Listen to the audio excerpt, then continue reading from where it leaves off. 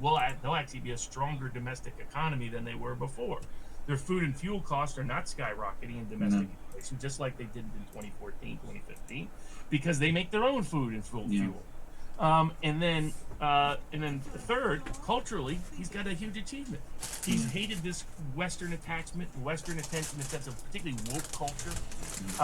And now he's got the West to cut off his population from it. And if he ever wanted to make the point, they really hate us. They really want to destroy us. This elite, this group.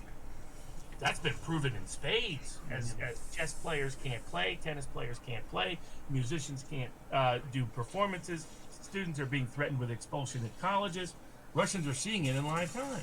While they get the stories of the refugees from Mariupol, which are even worse than many of them thought it would be. So that's my sort of brief. I think of everything Robert said, Alexander, and I just think judo. Judo. Everything that Putin's employed. Very much so. That's part of why he studied it. Part of it was to get rid of those hyper energetic, slightly criminal tendencies he had as a kid, and to channel them in a more productive and effective way. But yes, he clearly has thought ahead at multiple stages. And I do think the timing of it has been hinted at Lavrov. I think they did think it was inevitable, relating to the summer article he wrote in 2021, where he said Ukraine is being used as an anti-Russia project. And in particular, him saying that anti-Russia project was equal to a weapon of mass destruction. When you use that language, that means you're going to do something about that sooner or later. But I think the timing, they've kind of hidden because they were hiding part of their military agenda.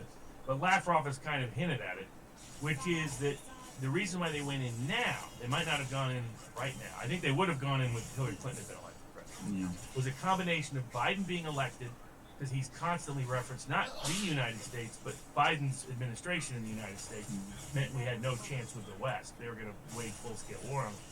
But was that massing of that army outside of Donbass, which the people in the West still haven't explained. In fact, they don't even talk about. What in the world were such a huge unit doing right outside Donbass? And it explains what Biden administration was up to. Because I didn't understand why they kept predicting war, invasion, aside from this being a fictional version of Putin that he wanted to recreate the Soviet Union and recreate the Russian Empire, and they misquote him and misstate him. There was people who did a whole video about how Putin's wrong about the history of Ukraine because they misunderstood what he said. He said Lenin created Ukraine's borders. The Bolsheviks created Ukraine's borders. He didn't say the Bolsheviks created Ukrainianism or Ukrainians. That would be ludicrous. But they misconstrue it, misportray it, and then create a straw man to sort of try to counter.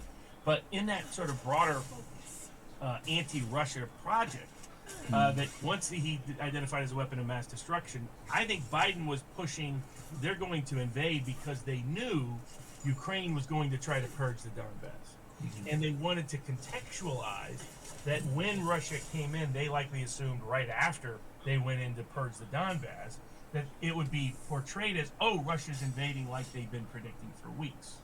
And Putin just decided he wasn't going to sit by and watch the Donbass get purged.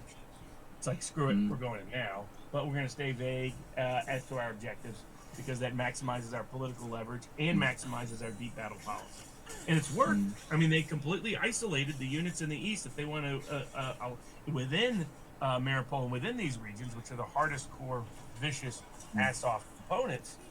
And at the same time, I guess that army's still just sitting there and is slowly, steadily being encircled and cut off from air support, cut off from sea support, cut off from ground transport support, while they're getting less and less food and fuel, which means they're sitting ducks, is what it is. So it's been extraordinary to watch. I'm completely in agreement with pretty much everything you've been saying, Robert. And I'm going to say something else. I think that yesterday, at least in Britain, and Britain has been the great, as I said, driver of much of this. Yesterday, one sensed, as I was saying right at the start of this program, a sudden shift in the MGM. I think finally the penny dropped that the war isn't going well, and that Ukraine's actually losing. That's why you've got that interesting article in the Financial Times, other articles like that. You start to see the nervousness, the fear that the war isn't going to plan. But even more important, the fear that the economic war of attrition, is going horribly wrong. We've now had the British government formally admit that Britain is going to experience the biggest fall in living standards since modern records started in the 1950s.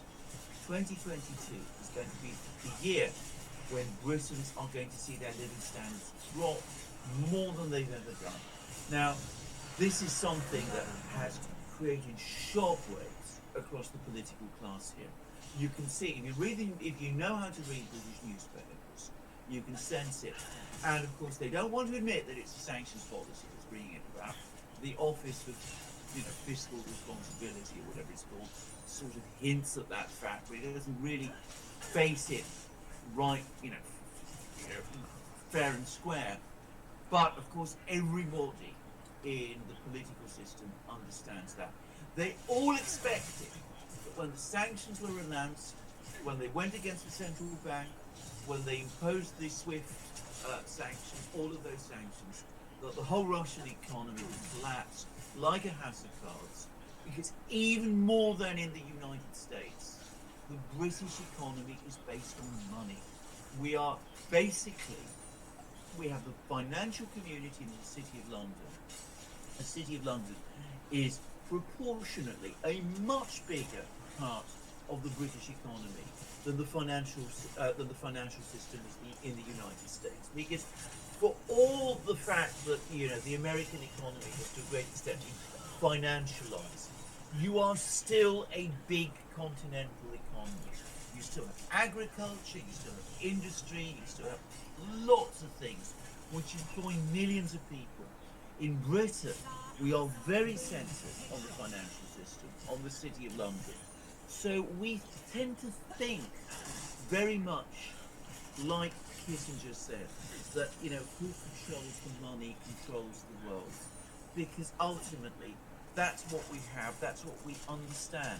So the assumption was, financial system in Russia would collapse, the economy would collapse, there'd be hyperinflation, there'd be a coup by the oligarchs, we're going to go after the oligarchs, we're going to take their property, we're going to seize their yachts, we're going to confiscate their football clubs, we're going to throw due process out of the window because, well, we're targeting these people, and to be straightforward about it, we don't have that concern for due process that you do in the United States because we don't have a written constitution here.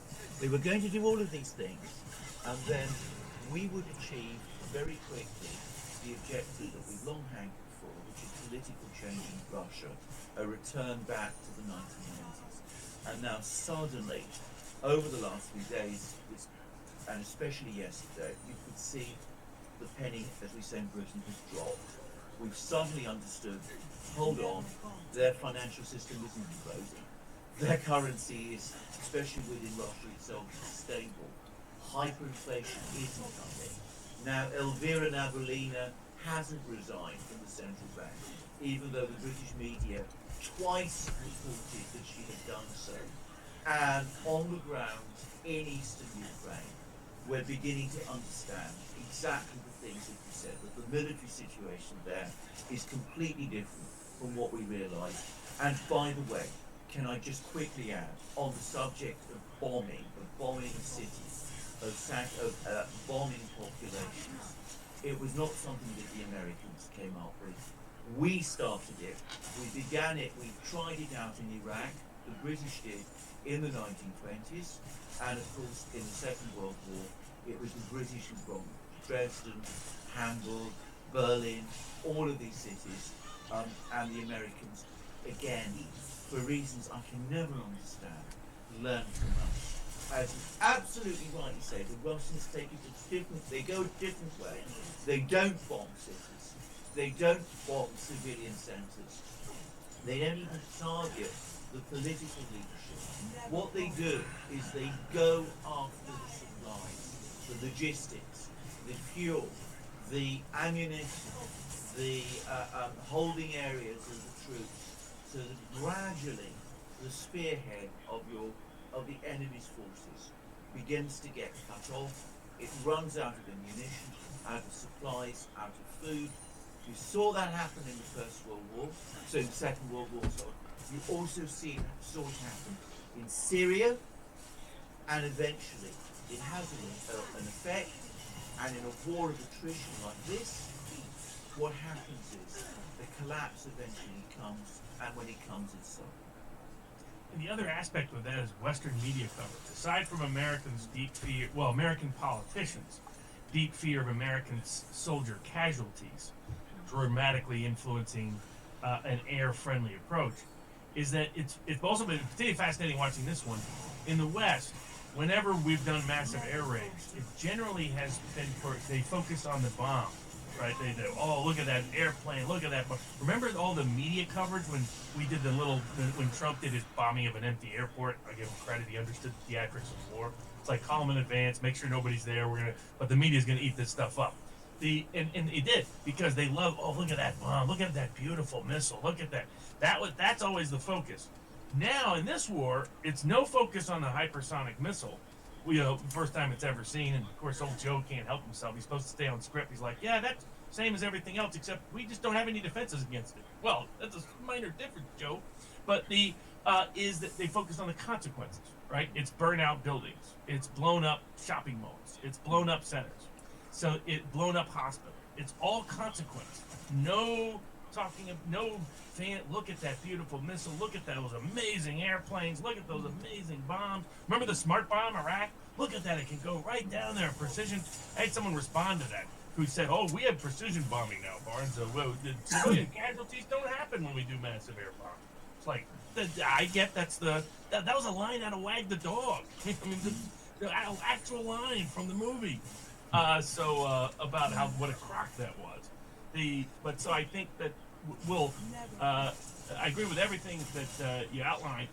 And the only real question is, what are the second order ramifications? What is the probability that the West does something insane, either in terms of escalating economic conflict with China and India, or trying to trigger World War III by either.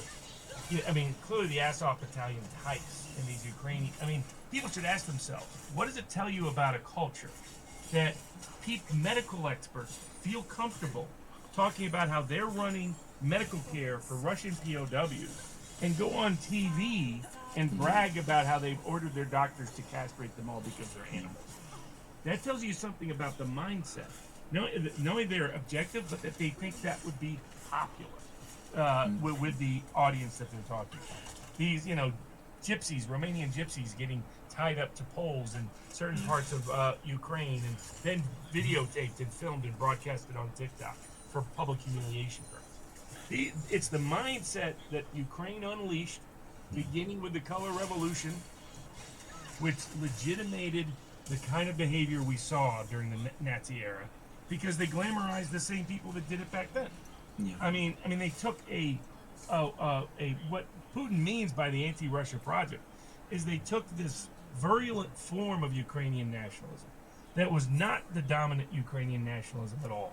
That represented this tiny region in far western Ukraine that had never, most of its history, been part of the rest of the area in terms of governance. That tied its history back to the Kievan Rus. And most of it called themselves Ruthenian, not even Ukrainian. And it's still weird when people say, I'm a borderlander. I still find that kind of odd as a form of nationalism, but okay. Because that's all Ukraine means, in borderlands. But they were mostly part of the Polish-Lithuanian Empire and different Polish dukes. Bandera grew up under the Austro-Hungarian Empire. He was Greek Catholic. He was not even Orthodox. So you have to this day, Greek Catholic dominates that religious orientation in the Galicia region. And they mostly spent their time obsessed with taking out the Poles, and it only became anti-Russian later. But Bandera wasn't even known in most of central and eastern Ukraine, according to the CIA's own internal documentation, when they looked at Bandera in the early 1950s, late 1940s. Of course, the West went into business with them. I mean, the West used them against the Soviets, so we went into bed with these. And it was always the Nazis and the fascists we aligned with. And you can kind of see why.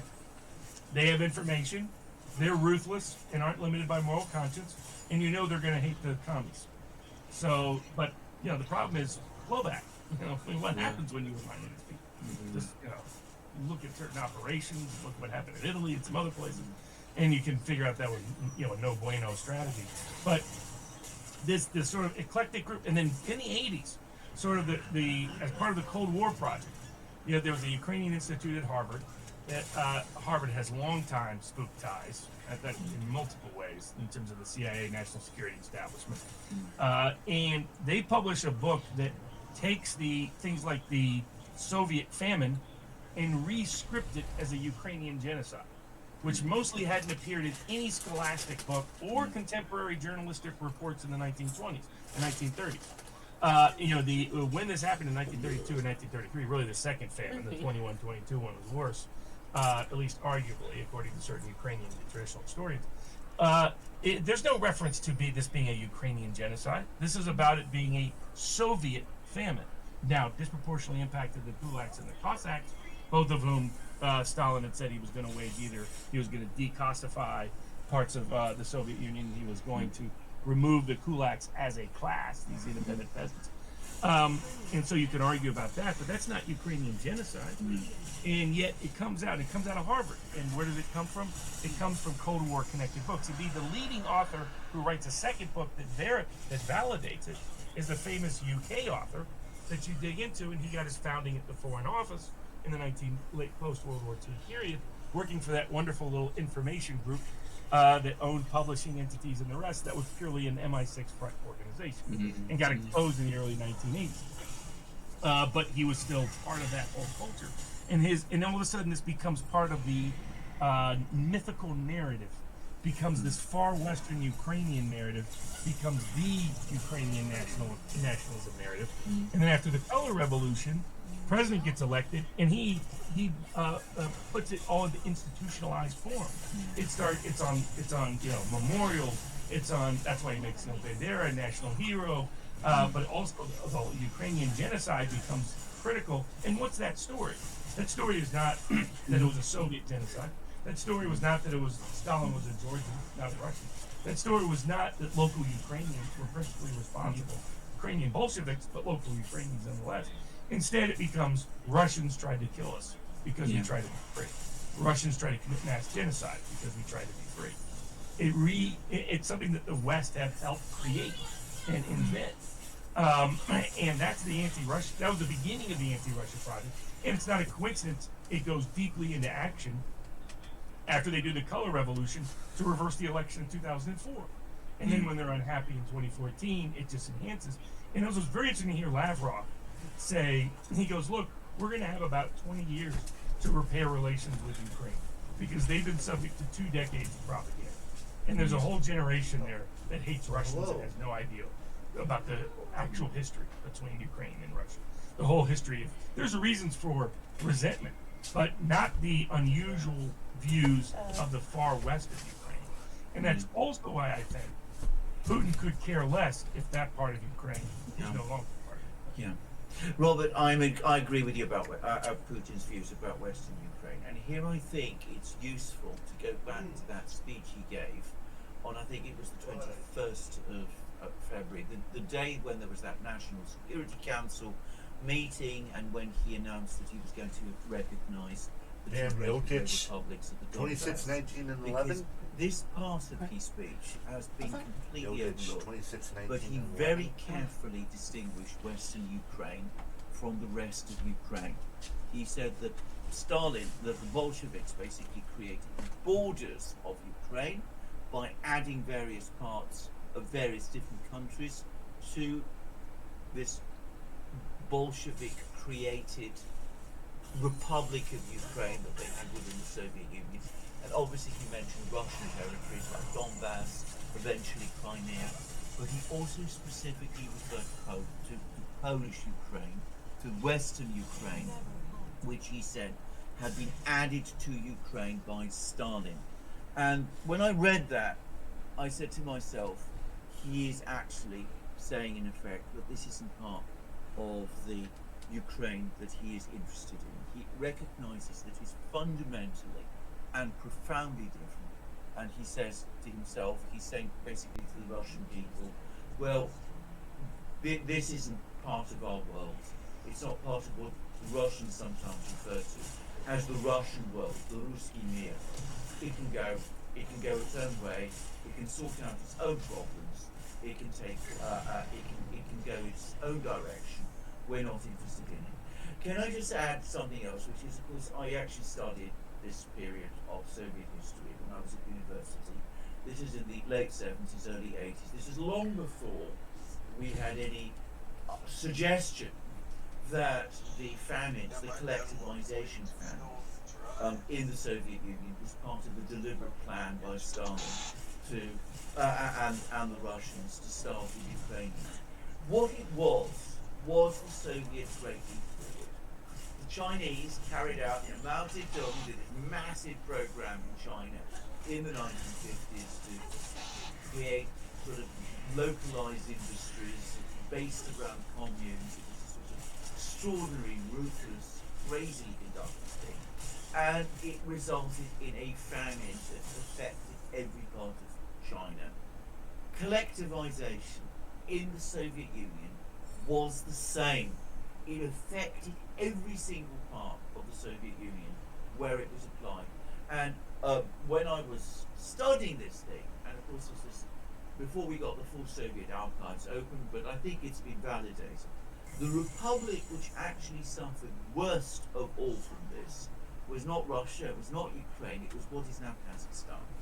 There, in fact, it was far worse, far harsher than it was in Ukraine. And who were the people who suffered most? Well, of course, Kazakhs and Russians. I understand the scale and scope of it. Like, some people have been asking about what's the contemporary Ukrainian attitude towards Russia. And so it's really changed, and it's going to vary. Like the British reporter who was in that border town that's heavily Ukrainian is very. You could get the sentiment is still very anti-Russian. Yeah. And there's this mythology in the West that Russia's unaware of this, and Lavrov made very clear they're intimately well aware of it. It's part of what Putin meant in part. It's like you've taken this country that is a natural fraternal brother for most of its population and people, and you turn them into hating us. 2 minutes of hate has been taught to them now for 20 years, and you've got a whole generation under 40 that buys every ludicrous theory that has no doubts. The ordinary Western-oriented Ukrainian in Kiev has no doubts that the famine was a Ukrainian-directed genocide because of all the propaganda for 15 plus years. Despite, as you note, all the historical evidence refutes that and rebuts that. The best illustration is that, as you exemplified, the China, Mao did the exact same thing in its Great Leap Backwards. He had a couple of those, kept leaving the wrong direction. But then the solution was, go torture your teacher with the Cultural Revolution. Let's hope we don't have to see one of those. But I think that this complete divorce from history that's in the Western public discussion. The only question I have is how much do the elites share it? How much do they too not know it? Soros has been in Ukraine since before the Ukraine was independent. He set up shop there in 1990. It's one of his dream operations. And I'm sure part of him is thrilled with all of this.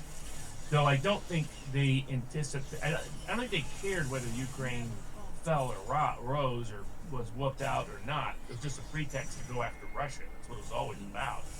But I don't think they anticipated that the whole world outside of Europe would reject it.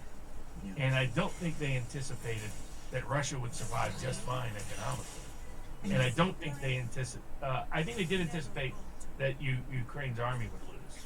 I think there's a few. Blinken's still going around. People, Ukraine's going to win. He's doing that right now in Washington. He's going around these cocktail circuits, telling people he's going to win at cocktail parties and being. It's like, what? You're a laughable idiot. This makes Baghdad Bob look normal. When he sat there, Americans aren't coming in. Oh no, we're whooping them on the battle. Oh yeah, we're destroying. American units are deserting. Like all these lunatic Russian stories. Like one of the latest ones, where he had one of these think tank people say, the Russians are over half their soldiers have frostbite. They're not ready to deal with the cold in Ukraine. And it's like, one, it's not cold right now in Ukraine. It barely drops below freezing on most nights in most parts of the country. Two, they're Russians. You think they're not ready to handle a little cold? It's like, where are these people? And they say this publicly, as if you would think the embarrassment would be like, whoa, But that shows you how unreflective and disconnected from history and strategy they are. And I think we're watching it live time. Ray Diallo just said to transition to the currency conversation, he thinks the U.S. dollar's currency days are numbered. He says it's just a matter of when. He says, but that this event turned the spigot, and that it's going. Now, what's interesting is it may not be the Chinese yuan. What China and Russia are talking about is creating a currency that's not dependent on any individual state. A currency that's up against a basket of commodities, maybe also multiple, maybe gold, maybe other things. Luke Groman has been talking about gold could be used as a reserve asset. You wouldn't even need to use it as a reserve currency because there's ways in which they can. But either way, they're going to set up a system that is outside of dollar domination, which means the whole intention of a digital currency, a Western-oriented elite, it was going to be a global digital currency, in my view. It wasn't just going to be the dollar. It was going to be an IMF kind of currency. Yeah. Those plans have taken a massive setback because the rest of the world is going to have zero interest in that. Yeah. It's like after watching this, you're taking guys, billionaires, $200 million yachts because they made the mistake of parking it in the wrong port. You're taking away a guy's football team